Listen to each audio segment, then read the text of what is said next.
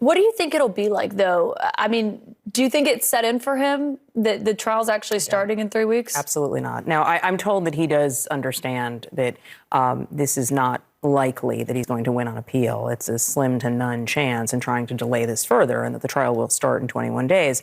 But I don't think this is going to become real for him until we get much closer to it. And Caitlin, I have to say that sitting in that courtroom for him 4 days a week, there's going to be a pause on Wednesdays, but 4 days a week in this very dingy sort of bonfire of the vanities type courtroom is going to be pretty interesting to watch.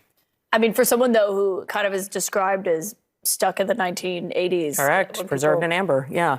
I don't know that being stuck in the Manhattan criminal court is exactly how he had in mind being that way. I mean, and it's not just physically being in court. It's also being there while Michael Cohen could be testifying, Correct. Stormy Daniels, Correct. Karen McDougal. I mean, all of these moments that did not go well for Trump in the first year of his time in the White House, certainly not with his relationship with Melania Trump. You're getting to the point that a lot of his aides will talk about privately, which is that they believe there is a chance of a hung jury. In this case, there's always a chance of a hung jury, and this, it just takes one. They know, and they believe that even if he's convicted, that it's not the worst fact set for him legally. Now, maybe that's true when you compare it to, conspiracy to defraud the United States in terms of the J6 trial or the documents case in Florida.